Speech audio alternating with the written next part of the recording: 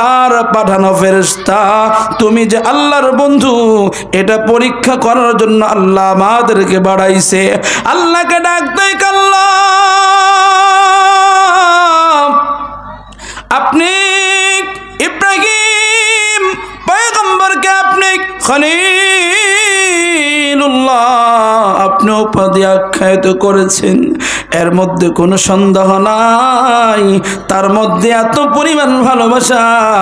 আপনার ভালোবাসার জন্য ইব্রাহিম আলাইহিস সালাতু ওয়াস সালাম সব ছাড়তে রাজি, কিন্তু আপনার ভালোবাসা ছাড়তে রাজি না। সুবহানাল্লাহ। সাইয়েদনা ইব্রাহিম আলাইহিস সালাতু ওয়াস সালাম আল্লাহর ভালোবাসার জন্য নিজের কলিজার টুকরা সন্তান বৃদ্ধ বয়সে আল্লাহ তাআলা একটা সন্তান দিলেন, ইসমাইল আলাইহিস সালাতু ওয়াস সালামকে এত মায়া এত মহব্বত করে ভালোবাসছেন রে বাবা।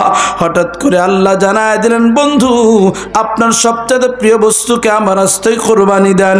সাইয়েদনা ইব্রাহিম আলাইহিস সালাতু ওয়াস সালাম সন্তানকে কুরবানি করার জন্য গিয়েছে রে বাবা।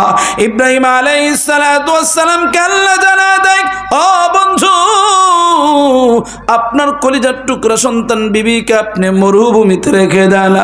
বললেন ঠিক আছে, তাই করলেন। আল্লাহর ভালোবাসার জন্য সব কিছু করতে রাজি। আল্লাহ জানায় দিলেন, বন্ধু কালেমার দাওয়াত দিতে গিয়ে ইব্রাহিম আলাইহিস সালাতু ওয়াস সালামকে নমরুদ আগুনের মধ্যে ফেলে দিয়েছে রে বাবা। ইব্রাহিম আলাইহিস সালাতু ওয়াস সালাম আল্লাহর ভালোবাসা প্রমাণ দেওয়ার জন্য সব করে দেয়, কিন্তু আমি আপনার নবী মুহাম্মাদুর রাসূলুল্লাহ সাল্লাল্লাহু আলাইহি ওয়াসাল্লামকে আল্লাহ এতই ভালোবাসেন। আল্লাহ কয় ইব্রাহিম হাবিবুল্লাহ এবং খলিলুল্লাহর ব্যবধান এটাই। কয় কি কি একটু জানা দিন। কয় হাবিবুল্লাহ এতটাই ভালো আমি আল্লাহবাসী, নবী পয়গম্বর জনাবে মুহাম্মাদুর রাসূলুল্লাহ সাল্লাল্লাহু আলাইহি ওয়াসাল্লামকে এতটাই পরিমাণ ভালোবাসি। ইব্রাহিম যা যা করেছে আমি আল্লাহকে পাওয়ার জন্য, আর সাইয়েদনা ইব্রাহিম আলাইহিস সালাতু ওয়াস সালামকে আমি যা যা দিয়েছি আমি রবকে পাওয়ার জন্য সব উনি দিয়েছে, কিন্তু আমার বন্ধু হাবিবুল্লাহ আমি আল্লাহ তারে পাওয়ার জন্য সব আমি আল্লাহ করতে পারি। সুবহানাল্লাহ।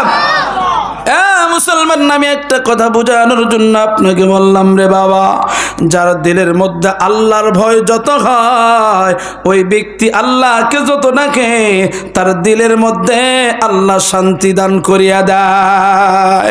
সুবহানাল্লাহ। যার দিলের মধ্যে যে পরিমাণ ঈমান যত বাড়বে আমল তত আমল তত বেড়ে যাবে। তাহলে ওই রবের ভালোবাসা দরকার আছে কিনা? আর একটু যেরকম আছে কিনা? আছে। আমার কোরআনের আয়াতের একটা সামান্য একটা অংশের আলোচনা করব ইনশাআল্লাহ। নবীজি আলাইহিস সালাতু ওয়াস সালামের একটা হাদিস থেকে মুখতাসর আলোচনা করে আমার আলোচনা ইতি টানব ইনশাআল্লাহ। সূরাতুল মুজাদালাতে 11 নম্বর আয়াতে আল্লাহ তাআলা বলেন, ইরফা'িল্লাহুল্লাযীনা আমানু মিনকুম ওয়াল্লাযীনা উতুল ইলমা দারাজাত।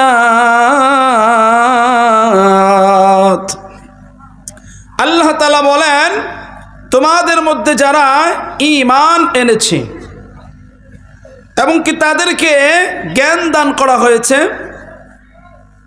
আমি আল্লাহ তাআলা তাদেরকে উঁচু মাকাম আমি আল্লাহ তাআলা তাদের দান করব। সুবহানাল্লাহ। কান এক। দ্বিতীয় নাম্বার আল্লাহ তাআলা রাসূল আকরাম সাল্লাল্লাহু আলাইহি ওয়াসাল্লাম হাদিসের মধ্যে বলেন,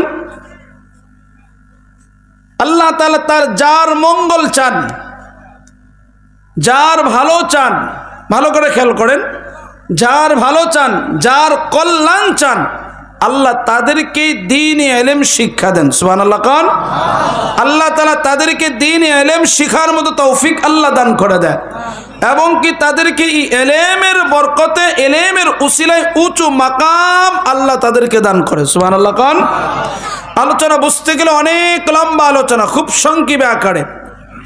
দুনিয়ার বাহ্যিক দৃষ্টিতে কেউ যদি সফল হতে চায়, ভাই কষ্ট হইতেছে আপনাদের? কষ্ট হইতেছে? থাকবেন তো ইনশাআল্লাহ? ইনশাআল্লাহ থাকবেন তো ইনশাআল্লাহ।